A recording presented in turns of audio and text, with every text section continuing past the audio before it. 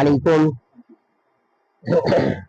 নাহমাদুহু ওয়া নুসাল্লি আলা রাসূলিহিল কারীম। সমস্ত প্রশংসা মহান আল্লাহ পাক রব্বুল আলামিনের দরবার শরীফে, তার সাথে সাথে জানাই বিশ্বনবী জনাবে মুহাম্মাদুর রাসূলুল্লাহ সাল্লাল্লাহু আলাইহি ওয়াসাল্লামের প্রতি শত কোটি দরুদ ও সালাম। সবাই বলুন সাল্লাল্লাহু আলাইহি ওয়াসাল্লাম। আজকে আমরা আপনাদের সম্মুখে উপস্থিত হয়েছি ভারতবর্ষের পশ্চিম বাংলার সন্দেশখালী দক্ষিণ নলপড়া কাজীপাড়া থেকে।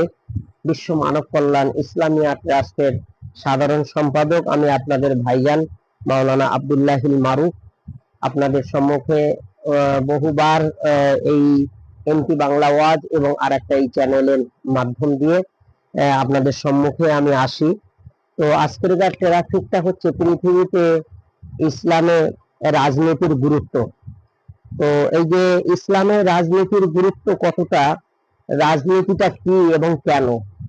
রাজনীতিটা হচ্ছে রাজার নীতি, পণ্ডিতদের নীতি।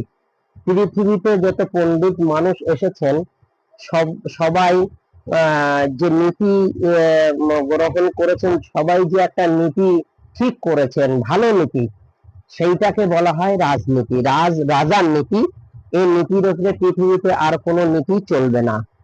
তো এই নীতির লক্ষ্য এবং উদ্দেশ্য কি, এই নীতি আমাদের কোন কাজে ব্যবহার করা উচিত আর কোন কাজে কোন সময় আমাদের ব্যবহার করা উচিত নয়। তো রাজনীতির লক্ষ্য উদ্দেশ্য হচ্ছে সামাজিক জীবনের সংস্কার সাধন করা। আমাদের জীবনে যে সমাজের জীবনের যে সংস্কার, যে ভালো কাজ করা এবং মানুষকে সেবা করা, দেশের সেবা করা, দেশের উন্নয়ন করা, দেশের সুন্দর রাস্তাঘাট তৈরি করা, মানুষের গরিব এতিম অনাথ দিন দুঃখীদের অন্ন বস্ত্র বাসস্থান শিক্ষা স্বাস্থ্যের উন্নয়ন করা, এইগুলো হচ্ছে রাজনীতির লক্ষ্য এবং উদ্দেশ্য হওয়া উচিত। তো জগৎ স্রষ্টা মহান আল্লাহর বান্দাদের মাঝে ন্যায় বিচার প্রতিষ্ঠা করা। জগৎ স্রষ্টা জগতের মধ্যে, পৃথিবীর মধ্যে আল্লাহ পাক রব্বুল আলামিন বহু সৃষ্টি জীব তৈরি করেছেন। তার মধ্যে সব থেকে শ্রেষ্ঠ জীব আল্লাহ মানুষকে তৈরি করেছেন। তো এই মানুষের মধ্যে ন্যায় বিচার পৃথিবীতে প্রতিষ্ঠিত করার নাম হচ্ছে ইসলামের রাজনীতি। ইসলামের রাজনীতির গুরুত্ব হচ্ছে এটা।